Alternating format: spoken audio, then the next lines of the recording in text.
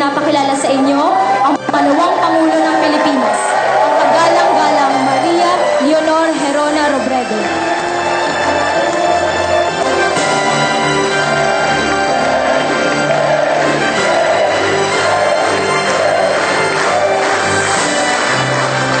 Maraming po. Maupo po tayo. Maupo po tayong lahat.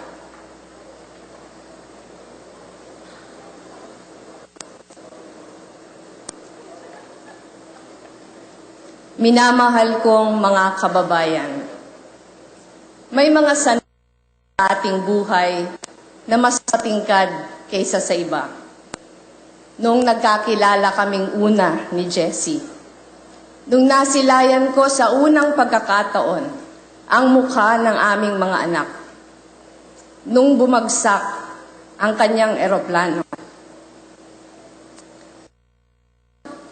Narito na naman tayo sa isang mahalagang yugto. Nagpapasalamat ako na kasama ko kayong lahat sa oras na ito.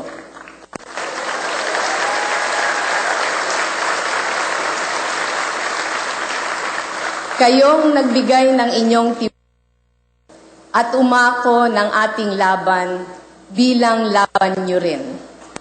Sana samahan ninyo ulit ako sa aking bagong paglalakbay.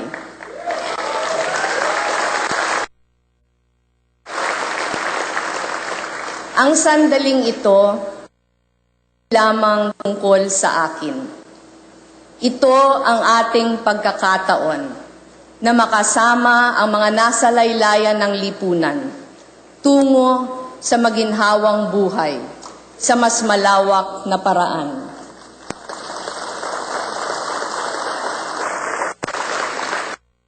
Isang katulad nating nakikipagpulong sa riles ng tren, natutulog sa bangka, at sumasakay sa habal-habal para maabot ang ating mga pinaglilingkuran. Ito ay isang malaking biyaya para lalo pang makapaglingkod. Tayo ay nasa posisyong ito dahil hindi natin matalikuran ang tawag ng paninilbihan. At hindi natin sasayangin ang pagkakataong paigtingin ang ating mga ipinaglalaban. Yinayakap natin ang posibilidad na may buong pagpapakumbaba, pasasalamat at pagsusumikap. Ang mga pangarap ng ating Pangulo at ating mga plano para sa bansa ay nagkakatugma patungo sa iisang hangarin. Ang mabigyan ng tunay na kaunlaran ang ating mga kababayan, lalo na ang mga napapag-iwanan. Marami ang naumpisahan, pero marami pa din na kailangang punan. Panata natin saan ang kahit ano pang hamon. Hindi natin hahayaang mapigilan tayo ang anumang balakid upang makapagsilbi. At handa tayong makipagtulungan sa lahat. Ang tanging paraan lamang ang hangaring ito para sa ating bansa ay ang sama-samang pagkilos. Naniniwala ako na sa panahong tila may matitinding hidwaan na nangyayari, ang hamon sa atin ay magsama-sama. Paigtingin ang ating pagkakaisa at gawing lakas, hindi hadlang, ang ating pagkakaiba. Kailangan nating gawin ang tama para sa karamihan at hindi lang sa ilan. Ang katapatan ay dapat ibigay sa ating pinangakuang pagsisilbihan, kahit labag pa ito sa ating pansariling interes. Namulat tayo sa ganitong uri ng pagsisilbi at itutuloy natin habang tayo buhay. Bukas ang pintuan ng tanggapan ng pangalawang Pangulo sa lahat, anuman ang katayuan sa buhay. Anuman ang paniniwala o anuman ang partido. Tayo ang tanggapan na palaging nakikinig sa boses ng taong bayan. Hangad nating maging magkatuwang ang pamahalaan at pribadong sektor tungo sa pagbabago para sa mga nasa laylayan ng lipunan na dapat natin paglingkuran. Ang ating pagtutulungan, ang ating pinakamabisang puhunan. Napatunayan natin na hindi sagabal sa anumang kakulangan. Ang totoo, tapat at pursigidong paglilingkod. Ang pagsubok ay kabilang mukha lamang ng pagkakataon. Ito ang kwento ng ating paglalakbay. Noong nagsimula tayo, parang walang naniniwalang may pag-asa tayong manalo. Ngunit dahil sa pagbubuklod ng ambag ng bawat isa, tulad na lamang ni Nanay Alberta, na nagsangla ng kanyang singsing para makatulong sa ating kampanya. Tulad ng paglalakbay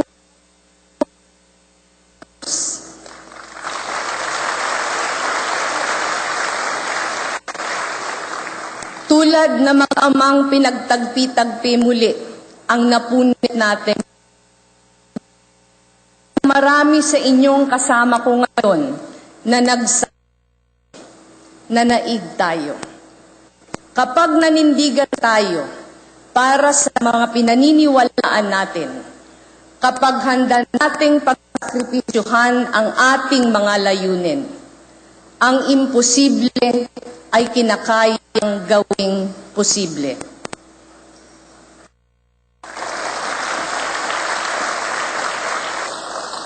Kaya buo ang loob ko na marami tayong magagawa sa 6 na taon. Inaaya ko kayong lahat na nais tumulong, na magtungo sa ating tanggapan para tayong mangarap at kumilos, para mabigyan natin ng mas magandang buhay ang ating mga kababayan. Pagsamasamahin natin ang ating mga hangarin at kakayahan upang makalikha tayo ng makabuluhang pag. Ang pangunahin nating tututukan ay gutom at sapat na pagkain, kalusugan at ng kanayunan, edukasyon at people empowerment. Sa mga larawan, walang dapat sayanging oras. Ang pangarap natin ay maibsan ang paghihirap sa lalong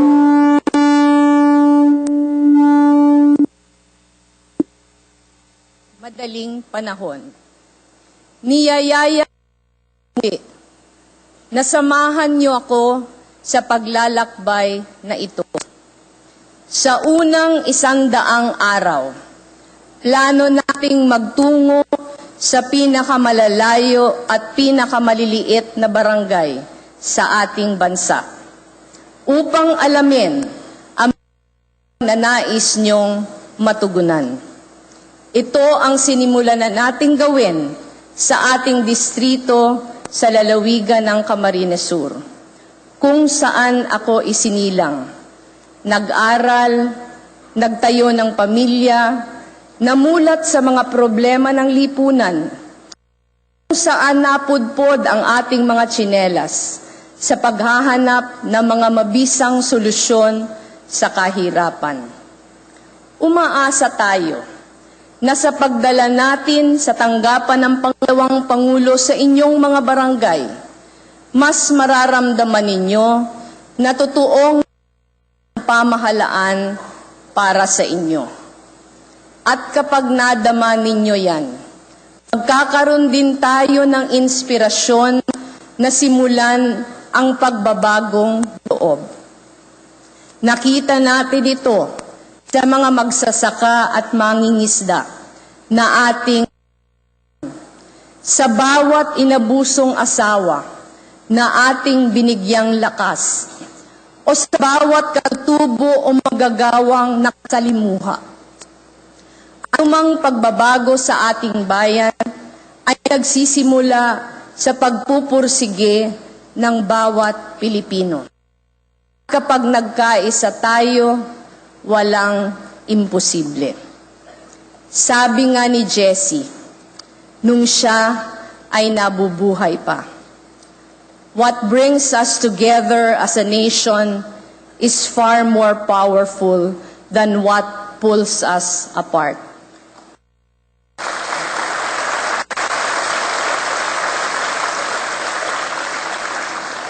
Sa panahon ng matinding hidwaan, ang pagkakaisa sa bansa ang tanging pag-asa. Iba-iba man ang ating pinanggalingan, iisa ang ating hangarin, na ang bawat pamilyang Pilipino ay mamuhay ng may dangal. Ang sandaling ito ay simula ng sama-sama nating pagtupad sa ating mga hangarin. Maraming salamat sa inyong lahat at mabuhay ang Pilipinas. Maraming salamat po sa ating pangalawang Pangulo para sa inyong mensahe. Magkakaroon po ngayon ng photo ops and tablado ang pangalawang Pangulo kasama